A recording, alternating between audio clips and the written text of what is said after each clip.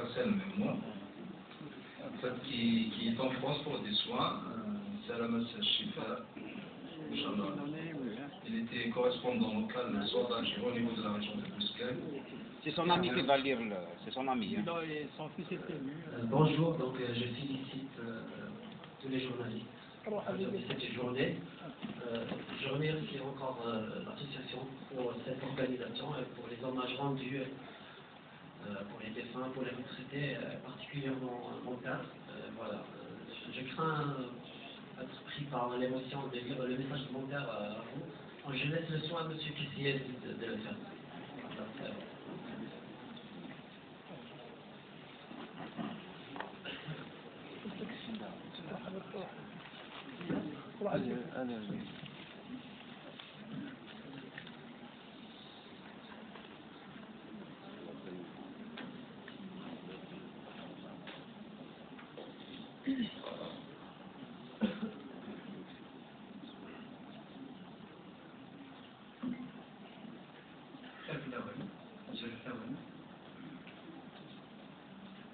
Je ne suis pas journaliste, mais si vous voulez, vous me permettrez une petite phrase d'un lecteur qui achète 6 à 8 journaux par chaque matin.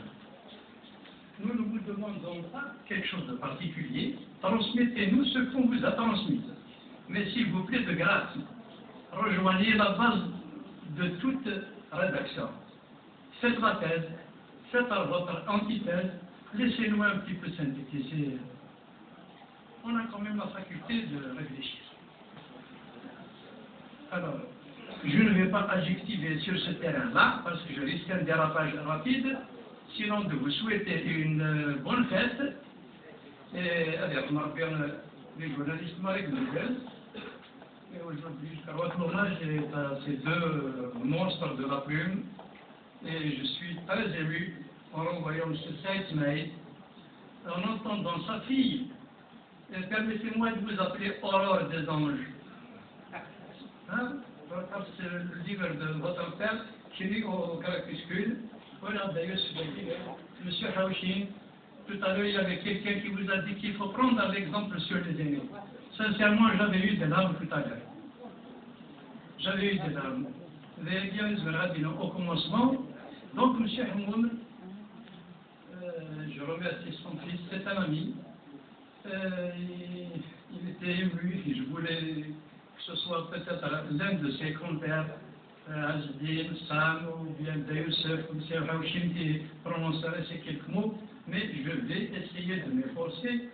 Donc, je ressens l'émotion peut-être un peu plus grande que toi. Un ami, c'est vraiment quelque chose de très cher. Alors, M. Hamoun, il est actuellement paralysé du membre inférieur. Sa situation, je le dis, vous me permettez, son fils en premier, et je dirais, je ne sais pas, je ne trouve pas d'adjectif, mais il a le moral d'acier. Tous les jours, on communique, ce qu'il a fait des fois depuis tout à l'heure. Donc, il ne marche pas. Il est sur un sondier spécialisé et il souhaite pour revoir tous. Ça lui manque énormément. Pourquoi je l'ai toujours aimé, ce bonhomme-là? Il est trempé, disons, d'acier. Il n'a pas peur d'y aller récolter ce qu'il a à donner aux lecteurs, parce qu'il dit toujours que les lecteurs, c'est comme une voiture. Si tu ne lui mets pas du carburant, ça ne circule pas. Alors, nous dépendons de vous. Vous dépendez d'eux. J'espère qu'il y aura une osmose, qu'il y aura des phénomènes au moins de transfusion pour qu'il y aura ces choses-là. Alors, il vous dit merci à l'hommage du cœur. Il a commencé par une chanson de Farid Latrache. Devant mes yeux, loin de moi.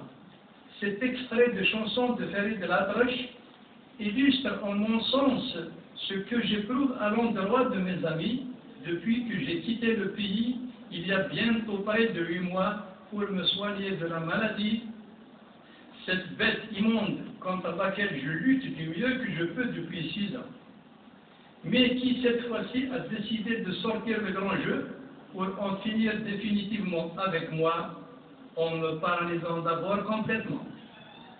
l'hommage du cœur que vous me rendez aujourd'hui à l'occasion de la Journée internationale de la presse fait de moi un homme heureux. Un homme heureux et comblé et un tantinet satisfait de son destin. De tous les coins de la région et même du pays, j'ai reçu d'innombrables appels, des prières et des encouragements d'hommes et de femmes me faisant part de leur envie de me revoir vite sur pied. Tous ces appels ont un sens et une philosophie de l'optimisme que je me dois d'assumer, ne serait-ce que pour rester dans cette logique de résistance contre toute forme d'abdication érigée en valeur. De toutes ces manifestations de solidarité face à la maladie, la vôtre, exprimée de la bouche de son président en exercice, Samir Msous, a, de par sa teneur et sa résonance, une saveur particulière. Parce qu'elle émane d'une structure vertueuse qui n'est mue par aucune espèce d'objectif prêtant à équivoque, si ce n'est celui de voir le pays sortir de la crise profonde dans laquelle il a été plongé, faisant payer aux journalistes un lourd tribut, notamment durant la décennie noire. Cela alors que personne n'ignore l'apport de cette corporation pour la construction de la démocratie en Algérie en général et à Tizi Ouzou, terreau particulier et berceau de toutes les luttes et les défis économiques et politiques portant la marque de fabrique d'une nation qui se cherche encore. Beaucoup de confrères à l'expérience et au talent avéré m'appellent l'ancien, et la plupart des jeunes recherchent pour m'accompagner ce petit rayon de lumière et cette sagesse qu'ils croient déceler chez votre serviteur. Trop d'honneur pour moi, mes chers amis, qui devez savoir que ce que vous me prêtez comme vertu et qualité ne sont que le fruit de votre talent et de votre professionnalisme, moi qui n'ai pas cessé d'apprendre, d'abord chez mes amis du bureau, ensuite auprès de vous tous, qui recelez un trésor de savoir-faire, de compétences et d'ingéniosité. Et si je suis ce que je suis devenu aujourd'hui, c'est pour une large part grâce à vous tous, auprès de qui j'ai appris tant de choses, non seulement sur ce passionnant métier, mais aussi sur la douce philosophie de la vie qu'il véhicule. À mon tour de vous dire de rester soudés et unis comme jamais, pour être à la hauteur de la confiance placée en vous par les lecteurs dont le cœur vibre en contact de l'information que vous leur donnez au quotidien. De là où je suis actuellement, je comprends mieux tous ces ressorts qui lient le journaliste à ses lecteurs. Ce qui fait de vous des êtres privilégiés et souvent adulés, eu égard au respect dont vous jouissez auprès des lecteurs en dépit de certains aléas. Conclusion. Avide d'espace et de liberté que je suis, il ne me reste désormais que mon lit.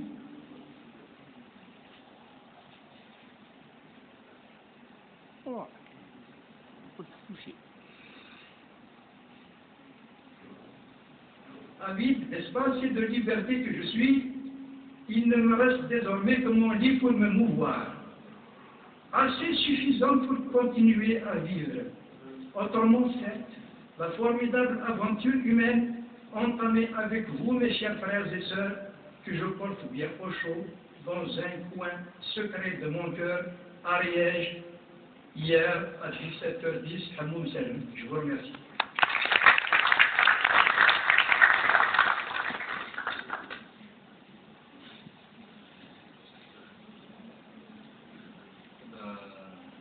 Nous continuons à prier pour que ça rétablisse. Et je crois que c'est la prière de tout le monde. Voilà, donc je crois que j'appellerai le directeur de la structure.